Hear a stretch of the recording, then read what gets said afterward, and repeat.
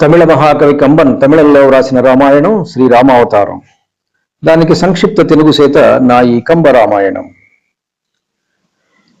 ప్రళయకాల పర్జన్య గర్జనల వలె శివధనస్సు రాముడి చేతిలో విరిగినప్పుడు వచ్చిన పెను శబ్దము వలె దశ దిశలా మారుమ్రోగుతున్నాయి హనుమంతుడు చేసే సింహనాదాలు. సామాన్య రాక్షసులు ఆ శబ్దాన్ని భరించలేకపోతున్నారు. వారి చెవులలోని కర్ణభేరి పగిలిపోయి కొందరికి రక్తస్రావం అయ్యింది కూడా. అంతటి తీవ్ర ధ్వనిని లంకానగరం భరించలేకపోతున్నది. సౌదోపరి భాగాల నిల్చున్న దశకంఠ రావణుడి 20 చెవులు ఆ శబ్దానికి దిమ్మెక్కాయి. కాస్త ఈర్ష్యతో కూడిన చిరునవ్వు నవ్వి కింకరులను రావించాడు. ఈర్ష్య ఎందుకంటే అతనికి రావణుడు అని పేరు వచ్చినదే అతను పెట్టిన పొలికేక వలన.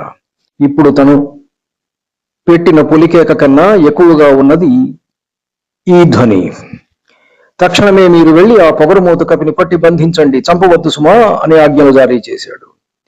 యుద్ధమునకు వెళ్లమనే ప్రభువు ఆదేశము వారికి మధువుత్రావినంత ఆనందాన్నిచ్చింది. ఆ కింకరుల కీర్తి ఆకాశమంతా, కాయములు పెద్ద పర్వతాలంతా. దేవాసుర సంగ్రామంలో దేవతలను చిత్తుచిత్తుగా ఓడించిన మహాబలశాలురు వారు.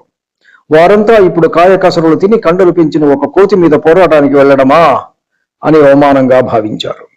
వారు వెంటనే కోలాహలంగా బయలుదేరారు.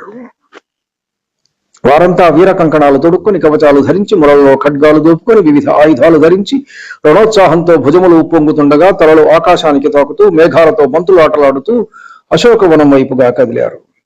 హనుమంతుణ్ణి నేను పట్టుకుంటానంటే నేను పట్టుకుంటాను అంటూ ఒకరినొకరు త్రోసుకుంటూ పళ్ళు నూరుతూ బయలుదేరారు. పర్వతాన్ని చుట్టుముట్టే మేఘాలలాగా, సింహాల గుంపులాగా అశోకవనాన్ని చుట్టుముట్టారు. ఆ అశోకవనం యవనంలో చుట్టూ ఊడిపోయి బట్టతల వచ్చిన అందమైన పడతలా కనపడింది వారికి. కైలాస పర్వతం నుంచి కదలి వచ్చిన మహాదేవుడి వలె నిలుచున్నాడు ఆంజనేయుడు. రణగొణ ధ్వనులు చేస్తూ రణకోలాహలంతో ముందుకు దూకుతున్న కింకరులను ఒక్కసారి చూశాడు.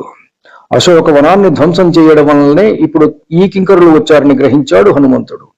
ఆయన వారిని చూస్తూ ఉండగానే వారంతా ఆయనను చుట్టుముట్టి కొట్టండి, కొట్టండి, పట్టండి, పట్టండి, వాడే ఆ కోతిగాడు, వాడే అని తీవ్ర వేగంతో తమ చేతిలోని ఆయుధాలు పైకెత్తి పట్టుకుని నిల్చున్నారు. హనుమస్వామి క్షణమాలస్యం చేయకుండా ఒక పెద్ద వృక్షాన్ని వేళ్లతో సహా పికిలించి ఒక చేత్తో పట్టుకుని గిర్రన త్రిప్పి అందిన వాణ్ణి అందినట్లుగా చావచితకబాదాడు. ఆ దెబ్బలకు వారి శరీరాలు నీటి బుడగల్లాగా పగిలిపోయి రక్తం ఏరులై పారింది. ఆ దెబ్బకు నేల మీద పడిన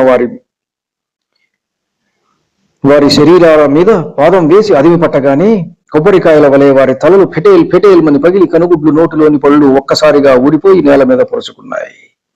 కొందరు కింకరులను తోకకు చుట్టి తిప్పి బొంగరంలాగా గిరగిరా తిరిగేటట్లు నేలకేసి కొట్టాడు. ఆ దెబ్బకు హృదయ విదారకంగా అరుస్తూ వారు ప్రాణాలు కోల్పోయారు. హనుమంతుడి వీర విహారానికి బెదిరి శవాల కింద దాక్కుని ఉన్న కింకరులను వెతికి మరీ వారి ఆయువు పట్ల మీద కుట్టి యమపురికి సాగనంపాడు అనిలసుతుడు. చావగా మిగిలిన కింకరులు ఒకరి చేయి మరొకరు పట్టుకుని ఆంజనేయుణ్ణి చుట్టుముట్టారు. మత్తగజాల గుంపు మధ్యలో వీరవిహారం చేసే మృగరాజులాగా భాసిల్లాడు హనుమంతుడు. ఆయన తన వాలం మిగిలించి ఒక్కొక్కరిని దానితో పట్టి అమిత వేగంతో నేలకు వేసి కొట్టి నిమేష కాలంలో వారందరినీ సంహరించాడు. యమధర్మరాజు కూడా ఈ ప్రాణాలను లెక్క పెట్టుకోవాలంటే విసుగు వచ్చింది ఆ క్షణంలో. అశోకవనాన్ని కావలి కాస్తున్న రాక్షసులు కింకరుల మరణ వార్త ఎరిగించడానికి రావణ సౌధానికి పరుగులు తీశారు. ధన్యుణ్ణి. నమస్కారం. మీ ఊటుకూరు జానకి రామారావు.